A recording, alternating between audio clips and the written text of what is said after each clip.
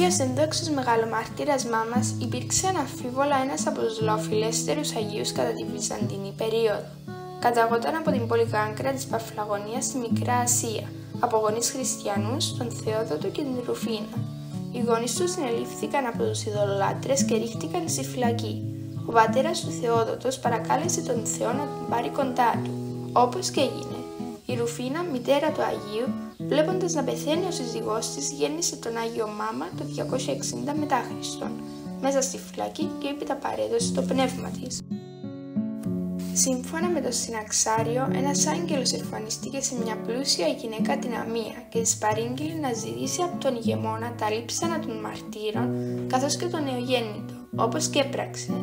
Η Αμία ενταφίασε τους Αγίους και υιοθέτησε το βρέφος, το ανέθρεψε με μητρική στοργή και σύμφωνα με το πνεύμα του Ευαγγελίου. Επειδή ο Άγιος ονόμαζε τη θετή του μητέρα συνεχώς μάμα, δηλαδή μαμά, ονομάστηκε μάμας. Έγινε 15 χρονών και αστήκε από ειδωλολάτρες, διότι χωρίς φόβο δημόσια ομολογούσαν τον Χριστό. Τότε τον χτύπησαν αλίπητα, κρέμασαν στο λαιμό του μολυβένιο βαρύδιο και τον έριξαν στη θάλασσα. Όμως με τη δύναμη του Θεού σώθηκε, καθώς κόπηκε το σχοινί από το λαιμό του και βγήκε στη στεριά. Ο Άγιος Μάμας κατευθύνθηκε στα βουνά της Κεσάριας, όπου έμαθε να ζει με όλα τα άγρια ζώα της περιοχής, ακόμα και με λιοντάρια. Κατόρθωσε να τα εξημερώσει και να τρέφεται από το γάλα τους. Τον ξανασυνέλαβαν και τον έριξαν σε αναμένο καμίνι και μετά τροφή στα θηρία, τα οποία όχι μόνο δεν τον κατασπάραξαν, αλλά ανέβηκε στη ράχη ενός λιονταριού και διέφυγε. Επειδή σώθηκε θαυματουργικά, τον οδήγησαν στο στάδιο της πόλης, όπου ο Δήμιος διαπέρασε την κοιλιά του με τρίαινα. Κρατώντας τα σπλάχνα του με τα χέρια, κατέφυγε σε κοντινό σπήλαιο, όπου και παρέδωσε το πνεύμα του στο Θεό. Έτσι μαρτυρικά και ένδοξα αναχώρησε από αυτή τη ζωή στις 2 Σεπτεμβρίου του 275 μετά Χριστόν. Η Ορθόδοξη Εκκλησία τιμά τη μνήμη του στις 2 Σεπτεμβρίου, ενώ η Ρωμαιοκαθολική στις 17 Αυγούστου. Ο παιδομάρτης Μάμας, παρόλο που δεν ήταν από την Κύπρο και ούτε έζησε στην Κύπρο, συνδέθηκε στενότατα με το νησί μας και την εκκλησιαστική μας παράδοση. Στην Κύπρο του αποδίδεται ιδιαίτερη και μεγάλη τιμή και θεωρείται προστάτης των ποιμνίων και θεραπευτής νοσημάτων των αυτιών. Επίσης είναι προστάτης των θαλασσινών, θεραπεύει τους λαιμοπόνους, τα αποστήματα, τις πληγές, τους επιληπτικούς και τα παιδιά που είναι βραδίγλωσσα.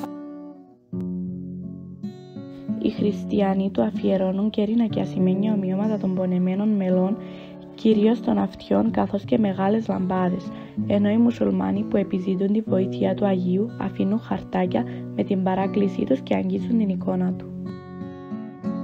Σε πολλές εικόνες και τοιχογραφίες που σώζονται σε ναούς της Κύπρου, ο Άγιος παριστάνεται καβαλάρης σε λιοντάρι, νέος αγένιος με άτακτα μαλλιά, να κρατάει στο ένα χέρι ένα αρνί και στο άλλο ποιημενική ράβδο, ενώ υπάρχουν και οι περιπτώσεις που εικονίζεται όρθιος. Η σχέση του Αγίου με το νησί μας αρχίζει μετά το θάνατό του. Σύμφωνα με τις πηγές, το λείψανο του Αγίου αναπαυόταν σίγουρα μέχρι τα μέσα του 4ου αιώνα στην Κεσαρία της Καππαδοκίας. Σε χρόνο που δεν καθορίζεται στις πηγές, η Λάρνακα που περιείχε πιθανότατα τμήματα του λείψανου του ρίχθηκε στη θάλασσα από τις μικρασιατικές ακτές απέναντι από την Κύπρο. Η εκκλησιαστική παράδοση λέει ότι η σαρκοφάγος ξεβράστηκε στην παραλία του κόλπου της Μόρφου. Ένας χωρικός βρήκε τη σαρκοφάγο και με τη βοήθεια των γιο του τη μετέφερε με ευλογία στην ενδοχώρα παρά το βάρος της. Όταν έφτασα στο σημείο που είναι σήμερα ο ναός του Αγίου Μάμαντος της Μόρφου, η σαρκοφάγος με το λείψανο του Αγίου έγινε ξαφνικά ασήκωτη και αδύνατο να μετακινηθεί. Κατάλαβαν ότι ήταν θέλημα του Αγίου. Οι κάτοικοι άφησαν εκεί τη μυροβλήτισσα σαρκοφάγο και έκτισαν ναό στο όνομα του Αγίου, που με την πάροδο του χρόνου εξελίχθηκε σε ένα από τα σπουδαιότερα μοναστήρια της Κύπρου. Ο Άγιος Μάμας είναι από τους πιο σημαντικούς φραγκοβυζαντινούς ναούς της Κύπρου. Ο Ρώσος περιηγητής μοναχός Βασίλειος Μπάρσκι τον επισκέφθηκε 2 φορές, το 1727 και το 1735. Τον περιγράφει ως λαμπράς αρχιτεκτονικής όσων ουδής άλλος ισχύρας των χριστιανών σήμερον. Είναι αξιοσημείωτο ότι ο ναός είναι χτισμένος μεταξύ της ελληνικής και τουρκικής συνοικίας της Μόρφου, ενώ ακριβώς απέναντί του είναι χτισμένο τζαμί.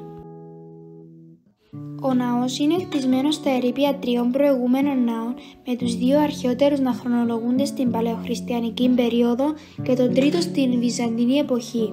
Ο σημερινός ναός χρονολογείται στις αρχές του 16ου αιώνα. Σε έγγραφον των χρόνων της Ενετοκρατίας αναφέρεται ότι ο Ευγενής Ευγένιος ο Συγκλητικός, στον οποίο άνοικε η Μόρφου, έχτισε τον ναό το 1535 και τον πρίκησε με δωρεές.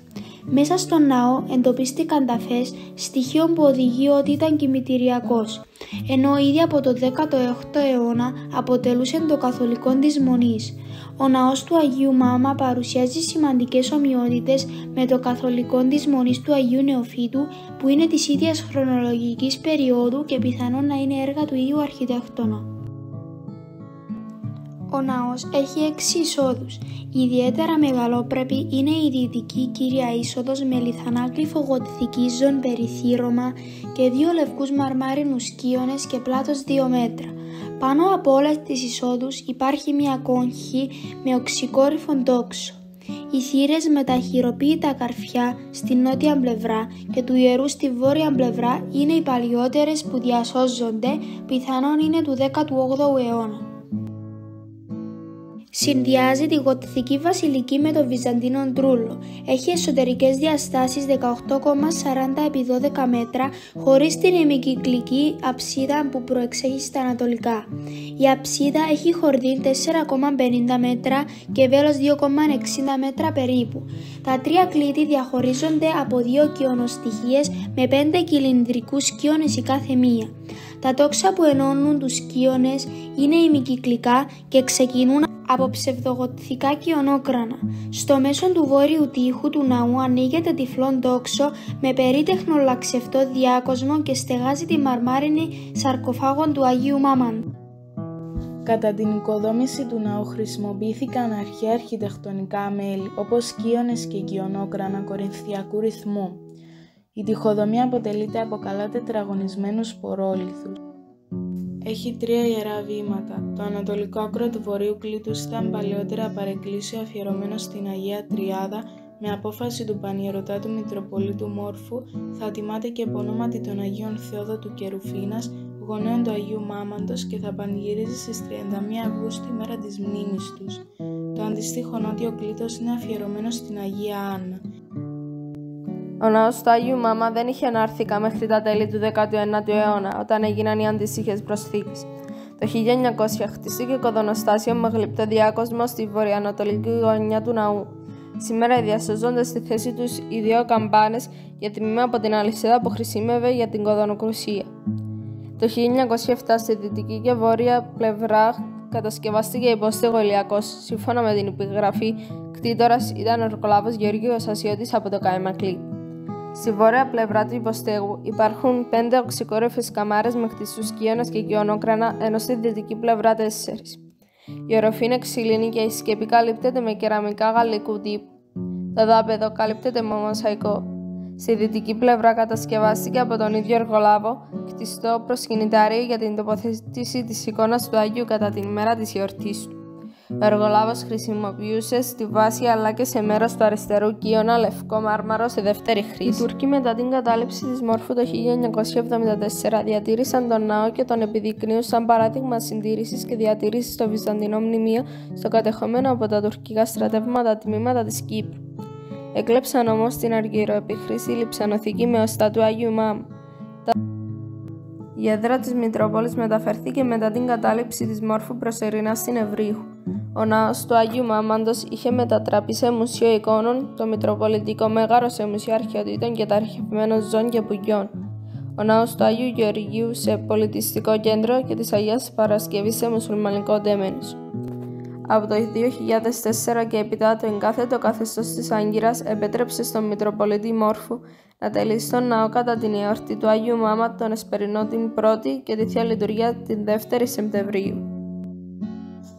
Η σαρκοφάγος του Αγίου Μάμαντος χρονολογείται του 3ου αιώνα μετά Χριστού και είναι από λευκό μάρμαρο. Βρίσκεται στο μέσο του βόρειου τοίχου σε περίοπτο σημείο του ναού, παχτωμένη στον τοίχο, ώστε το τμήμα της να φαίνεται και από την εξωτερική πλευρά. Τοποθετημένη σε χαμηλότερο σημείο από το σημερινό δάπεδο, Δεν γνωρίζουμε αν είναι τοποθετημένη σε ένα από τα δάπεδα των προγενέστερων ναών. Στις γωνίες του καλύματος της έχει 3 σιγμοειδή ανάγλυφα. Η νότια πλευρά της είναι ορατή μετά την τελευταία ανασκαφή. Στην πλευρά αυτή υπάρχει επιγραφή από κάποιο αρτεμίδωρο. Η θήκη της σαρκοφάγου είναι σπασμένη, συγκολλημένη και πρόχειρα συμπληρωμένη στο σημείο που το μάρμαρο έχει χαθεί. Στη σαρκοφάγο οι πιστοί εναποθετούν τα αφιερώματά τους προς τον Άγιο. Αυτά είναι κέρινα ομοιώματα παιδιών, ποδιών, οφθαλμών και αυτιών, τις ασθένειες των οποίων θεραπεύει ο Άγιος. Στη βελούδινη ποδιά που καλύπτει την εικόνα του Αγίου, οι πιστοί αφιερώνουν ασημένια ομοιώματα αυτιών. Στο κάλυμα της σαρκοφάγου υπάρχει μία οπή με ξύλινο καπάκι που επιτρέπει στους πιστούς τη χοή ελαίου, το οποίο αγγίζουν με τα δάχτυλά τους ή συλλέγουν με βαβάκι. Σύμφωνα με την παράδοση, το μύρο αυτό θεράπευε τις ασθένειες των αυτιών και τα κουβάρκα των λαιμών. Σε εικόνες του 16ου αιώνα υπάρχει προσωνυμία του Αγίου ως μυροβλήτης ή θαυματουργός, λόγω της μυροβλησίας και των πολλών θαυμάτων που επιτελούσε. Μέσα στο γοτθικό αρκοσόλιο, σε ξυλόγλυπτο προσκυνητάριο, υπάρχουν στο κέντρο εικόνα του Αγίου Μάμα, δεξιά του Αγίου Γεωργίου Δρακοκτόνου, 17ος αιώνας και αριστερά του Αγίου Δημητρίου, 20ος αιώνας. Η προσκυνηματική εικόνα του Αγίου Μάμαντος χρονολογείται στο 16ο αιώνα. Παριστάνει τον Άγιο καθισμένο σε λιοντάρι να κρατά μικρό πρόβατο και επιμενική ράβδο. Φορεί μακρύ ποδήλη χιτώνα και ερυθρού χρώματος μανδύα, σύμβολο του μαρτυρίου του. Σύμφωνα με την παράδοση, τον Άγιο Μάμα συνόδευαν στην αιχμαλωσία ο Άγιος Γεώργιος και ο Άγιος Δημήτριος. Γι' αυτό και απεικονίζονται και οι 3 μαζί. Ιδιαίτερο ενδιαφέρον παρουσιάζει η τοξόσχημη εικόνα με σκηνές από τα μαρτύρια των Αγίων Δημητρίου, Γεωργίου και Μάμαντος που βρίσκεται πάνω από το ξυλόγλυπτο προσκυνητάριο. Ο ναός του Αγίου Μάμα ουδέποτε ζωγραφίστηκε ολόκληρος. Οι τοιχογραφίες που υπάρχουν στην κόχη της πρόθεσης και στη δυτική όψη των Ανατολικών Κιόνων έγιναν κατά την περίοδο της Ενετοκρατίας. Χρονολογούνται την 4η δεκαετία του 16ου αιώνα και αποδίδονται στο ζωγράφο Σιλβέρτο. Ανήκουν στη λεγόμενη Κυπροαναγεννησιακή τεχνοτροπία. Στην κόχη της Αγίας Πρόθεσης παριστάνεται ο άρτος της ζωής, ο Χριστός Εμμανουήλ να ευλογεί και με τα 2 του χέρια. Βρίσκεται μέσα σε αργυρό ποτήριο, το οποίο με τη σειρά του είναι μέσα σε χρυσό ποτήριο της Θείας Κοινωνίας. Στο χείλος του αργυρού ποτηρίου αναγράφεται «Πείτε εξ αυτού πάντες τούτου εστί». Οι Αρχάγγελοι Μιχαήλ και Γαβριήλ παριστάνονται ως σεβίζοντες διάκονοι να πλαισιώνουν το Άγιο Ποτήριο κρατώντας αργυρά θιάμνητα και μεγάλες αναμένες λαμπάδες. Οι δυτικές όψεις των 2 κιονών των κοινοστοιχείων που είναι ενσωματωμένες στο εικονοστάσιο του ναού διακοσμούνται με τοιχογραφίες. Παριστάνουν αριστερά τον Απόστολο Πέτρο και δεξιά τον Απόστολο Παύλο. Ο Απόστολος Πέτρος κρατά κώδικα και σπαθί, κλειδιά του Παραδείσου, ενώ ο Απόστολος Παύλος κρατά κλειστό κώδικα και σπαθί, τη ροφέα του Πνεύματος. Ζωγραφισμένα είναι και τα οικειονόκρανα των 2 κοιόνων. Στο βόρειο τοίχο, δίπλα από την πύλη της Προθέσεως, έξω από το χορό του Ιερού Βήματος, απεικονίζεται σε μεγάλο μέγεθος Αρχάγγελος Μιχαήλ, έστωλος στην Επιρρήνη Ροφέας ως φύλακας του Ιερού Βήματος. Έγινε με την τεχνική της ελαιογραφίας και ζωγραφίστηκε γύρω στο 1920 από τον Όθωνα Αγιαβόπουλο. Το αρχικό τέμπλο του ναού είναι χτιστό και καταλαμβάνει μόνο το χώρο του κεντρικού κλήτους. Παραμένει άγνωστο αν προκτηνόταν και στα πλάγια κλήτη. Υπάρχουν 2 μαρμάρινοι οικείονες που οριοθετούν την ωραία πύλη. Προς την πλευρά του κυρίως ναού, το τέμπλο καλύπτεται με μαρμάρινα θωρακεία που φέρνουν ανάγλυφο και γραπτό διάκοσμο, με φύλλα, βελανίδια και άνθη αναγεννησιακής τεχνοτροπίας με εικόσιμα μορφής ασπίδας στις 4 γωνίες. Η υπόλοιπη επιφάνεια των θωρακείων καλύπτεται με φύλλο χρυσού και διακοσμείται με γεωμετρικά σχέδια. Διακρίνονται χρώματα τα οποία δεν είναι ξεκάθαρα. Δυστυχώς το τέμπλο είναι ασυντηρητό και δεν μπορεί να χρονολογηθεί. Πάνω στο χτιστό τέμπλο έχει τοποθετηθεί, πιθανόν κατά την ανακαίνιση του ναού, από τον ευγένειο συγκλητικό ξυλόχλυπτο ψηλό εικονοστάσι, ζωγραφισμένο με σκούρο μπλε χρώμα και φύλλο χρυσού. Το εικονοστάσι περιλαμβάνει θέσεις για τις δεσποτικές εικόνες και 2 σειρές για την τοποθέτηση εικόνων από τη Μεγάλη Δέηση και το 14ο. Στην κορυφή του επιστρέφεται με μεγάλο ξυλόγλυπτο σταυρό του 16ου αιώνα με την απεικόνιση του σταυρωμένου, δεξιά την Παναγία και αριστερά τον Άγιο Ιωάννη Θεολόγο. Η ωραία πύλη κλείνει με ξυλόγλυπτα δημόθυρα του 19ου αιώνα, ενώ τα αρχικά δεν υπάρχουν σήμερα. Στα φύλλα των δημοθύρων εικονίζονται ανώ ο Ευαγγελισμός της Θεοτόκου και κάτω 4 Αγίοι Ιεράρχες να στρέφονται προς τα έξω αντί προς το ιερό. Ο ζωγράφος είναι ανώνυμος και ακολουθεί την ιχνοτροπία του Ιωάννου Κορνάρου της Κρήτης.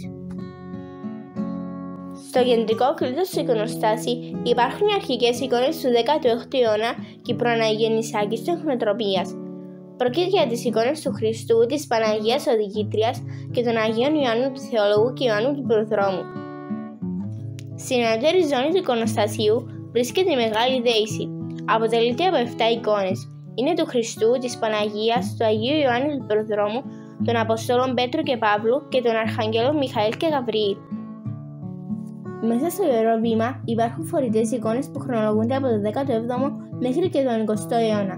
Οι παλαιότεροι από αυτές εικονίζουν τον Άγιο Μάμα. Είναι του 17ου αιώνα και αποδίδεται στον ζωγράφο Παύλο Ιερογράφο. Η εικόνα αυτή λιτανευόταν γύρω από τον ναό στις Πανηγυρίες του Αγίου. Αμφλαγωνίας ο κλάδος και μαρτύρων αγλάισμα, πολέος μόρφου το κλαίος και Κυπρίων το κάθημα. Το βόρειο κλείτος είναι αφιερωμένο στην Αγία Τριάδα και στους Αγίους Θεόδωτο και Ρουφίνα, γονείς του Αγίου Μάμαντος.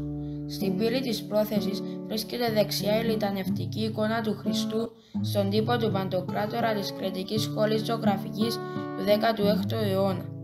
Αριστερά η εικόνα παριστάνει την Αγία Τριάδα κατά το δυτικό πρότυπο ανθρωπόμορφη, έργο του 18ου αιώνα του εργαστηρίου της Μονής του Αγίου Ηρακλειδίου. Τα θωράκια του εικονοστασίου καλύπτονται με γραπτό φυτικό διάκοσμο. Κάτω από την εικόνα της Αγίας Τριάδος βρίσκεται η δεσποτική εικόνα του Χριστού για τις Θεοτόκους στον τύπο της αριστοκρατούσας οδηγήτριας.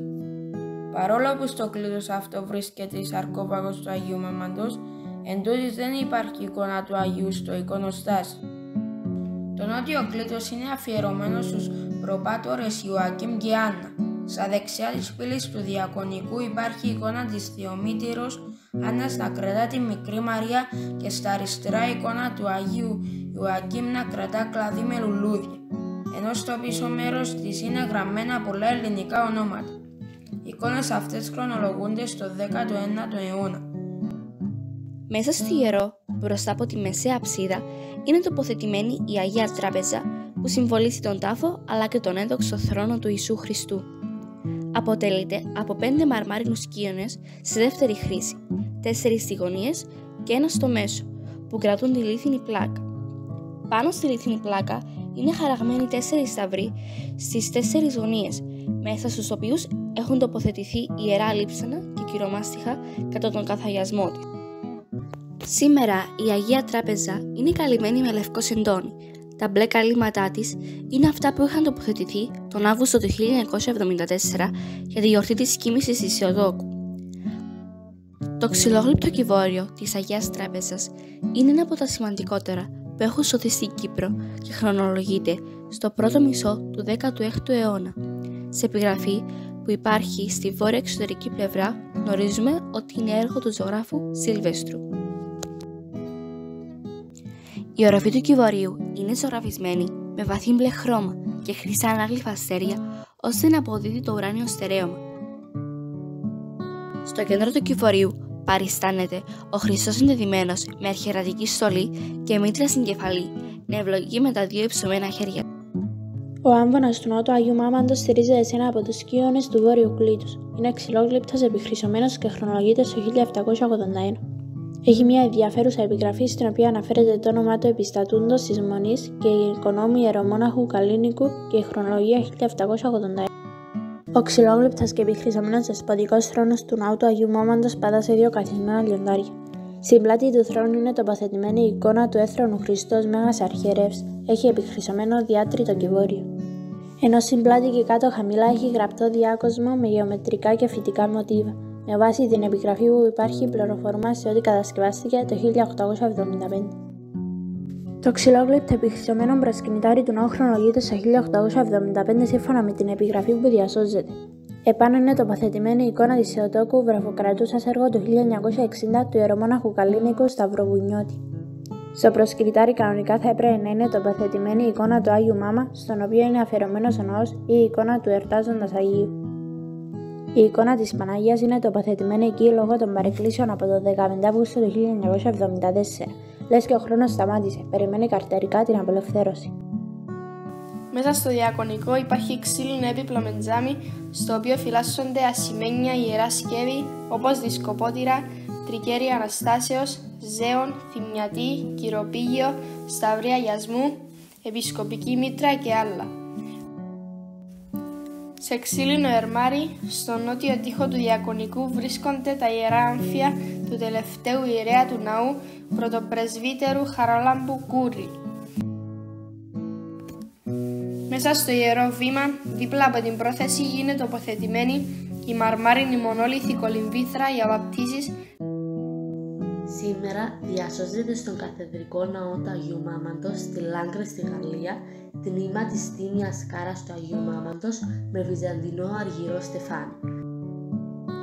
Στο κέντρο της Ακανθούς είναι χτισμένη η μεγαλοπρεπή και επιβλητική εκκλησία του Χρυσοσώτηρος, η οποία άρχισε να ανοικοδομείται το 1916 και αποπερατώθηκε το 1935.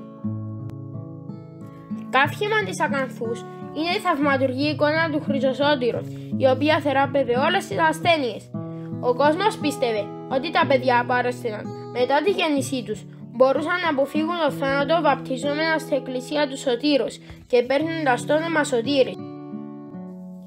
Η εικόνα είχε φωτογραφηθεί πριν από την τουρκική εισβολή και βάσει αυτή τη φωτογραφία έγιναν τα μεταγενέστερα αντίγραφά της. Έκτοτε η τύχη της αγνοείτο. Ανακαλύφθηκε το 2007 στο πλαίσιο εργασιών συντήρησης του Κηβορείου της Αγίας Τράπεζας, του Αγίου Μάμαντος Μόρφου και απεντόμωσης εικόνων που μεταφέρθηκαν από άλλους κατεχόμενους ναούς. Με ενέργειες του Μητροπολίτη Μόρφου Νεόφυτου, η θαυματουργή εικόνα του Χρυσοσώτηρος τοποθετήθηκε στον νότιο τοίχο του ναού του Αγίου Μάμαντος για να προσκυνείται από τους πιστούς άχρη καιρού. Η εικόνα λιτανεύεται κάθε χρόνο στον εσπερινό της εορτής του Αγίου Μάμαντος την 1η Σεπτεμβρίου. Με το τέλος της σύντομης και περιεκτικής αναφοράς μας στον καθεδρικό ναό του Αγίου Μάμαντος, στην κατεχόμενη Μόρφου αποκομίσαμε γνώσεις οι οποίες θα μας βοηθήσουν να διατηρήσουμε άσβεστη μνήμη της κατεχόμενης μας γης. Γνωρίσαμε ένα από τα μεγαλύτερα θρησκευτικά, ιστορικά και πολιτιστικά μνημεία του τόπου μας. Νιώσαμε τιμή και περηφάνεια που μας δόθηκε η ευκαιρία μέσω του εκπαιδευτικού προγράμματος των θρησκευτικών περιηγήσεων να γίνουμε συνοδοιπόροι στα ιερά προσκυνήματα του τόπου μας. Να περιηγηθούμε δυστυχώς όχι με τη φυσική μας παρουσία, αλλά νοερός. Ελπίζουμε και ευχόμαστε με την Ανάσταση του Σταυρωμένου Χριστού να έρθει και η Ανάσταση στη σκλαβωμένη πατρίδα μας.